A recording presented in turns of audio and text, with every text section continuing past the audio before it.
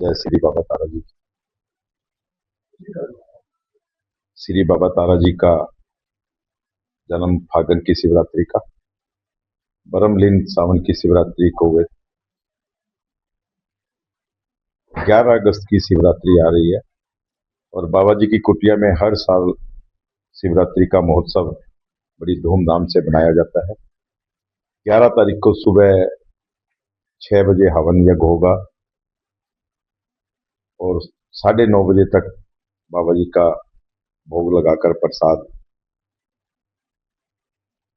भंडारा शुरू किया जाएगा। बाबा जी की इच्छा तब तक चलेगा। महा भंडारा जो तारा बाबा कुटिया में प्रसाद ग्रहण करते हैं, हजारों लोग बाबा जी का मत्था टेक कर आशीर्वाद लेकर भंडारे का प्रसाद ग्रहण करते हैं।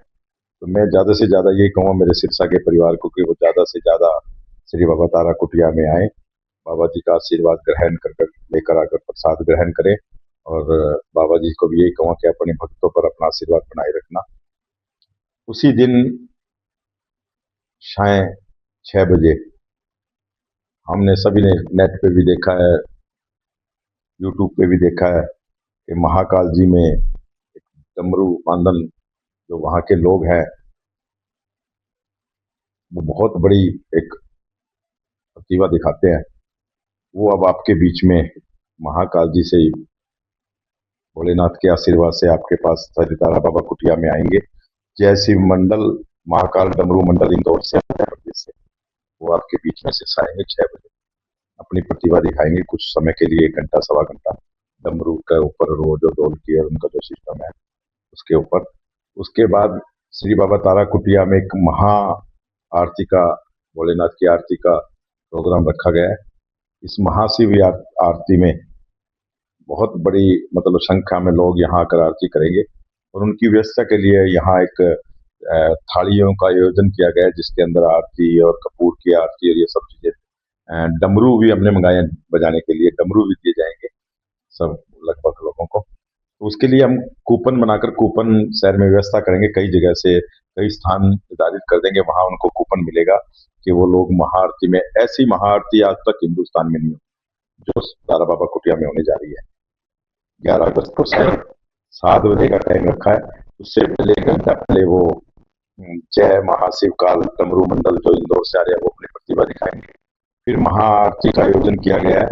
इस महाआरती के बाद श्री भैरवनाथ डमरू मंडल जो देहरादून से हैं वो भी वहां जाकर करते हैं महाकाल में, वो भी अपनी प्रतिभा दिखाएंगे 1 घंटा। दोनों पार्टियां उस दिन आ रही है अलग अलग, कि पहले वो दिखाएंगे इंदौर वाले, फिर उसके बाद देहरादून वाले वो करेंगे अपने दिखा के प्रतिभा। उसके बाद 500 ड्रोनों के द्वारा हमने जो सुना है पहली बार हरियाणा में श्री बाबा तारा कुटिया में वो ड्रोनों द्वारा भोलेनाथ की प्रस्तुतियां आकाश में हमें देखने को मिलेगी सिरसा के परिवारों को। तो वो ज्यादा से ज्यादा संख्या में मैं ये कहूँ कि लोग यहाँ पहुंचे क्योंकि बाबा जी के आशीर्वाद से जो चीजें आज तक कभी नहीं हुई वो चीजें हमें 11 अगस्त शिवरात्रि के दिन बाबा जी के आशीर्वाद से देखने को मिलेगी। तो ज्यादा से ज्यादा यहाँ पहुंचे, यानी भोले बाबा के दर्शन आकाश से लोगों को, आकाश से होंगे। और वो 500 ड्रोन जो आकाश के अंदर वो भी अपनी अलग अलग प्रस्तुतियां भोलेनाथ की प्रस्तुत दिखाएंगे, आपको देखने को मिलेगी। हमने देखी है, सुना है कि कई जगह भारत में हो रहे हैं ड्रोन के शो, तो वो सिरसा वालों को हमने बाबा जी ने दिखाने के लिए सभी को 11 तारीख को दिखाएंगे।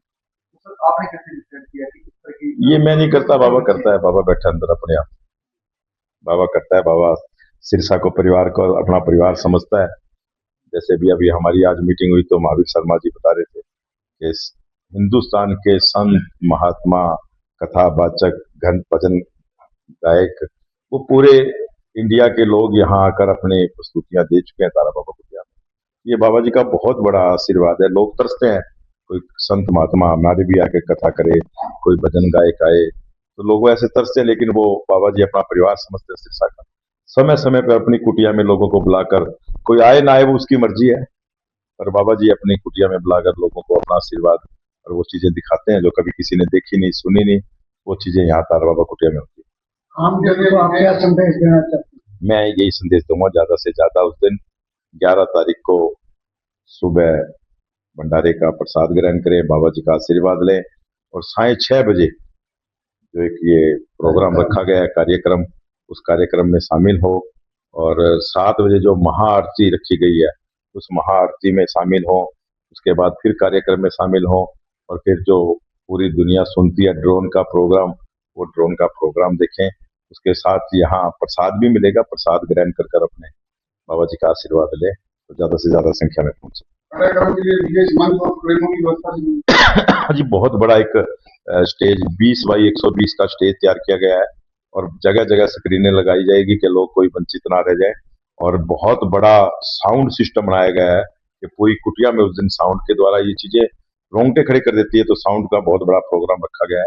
तो ऐसी चीजें और महाआरती में जो शामिल होना चाहेंगे उसके लिए हम जगह निर्धारित करके सभी को सूचना भी पहुंचाएंगे व्हाट्सएप व्हाट्सएप पे, फेसबुक के द्वारा, और जितने भी हैं कि वो जहां जहां कूपन मिलेंगे वो कूपन लें।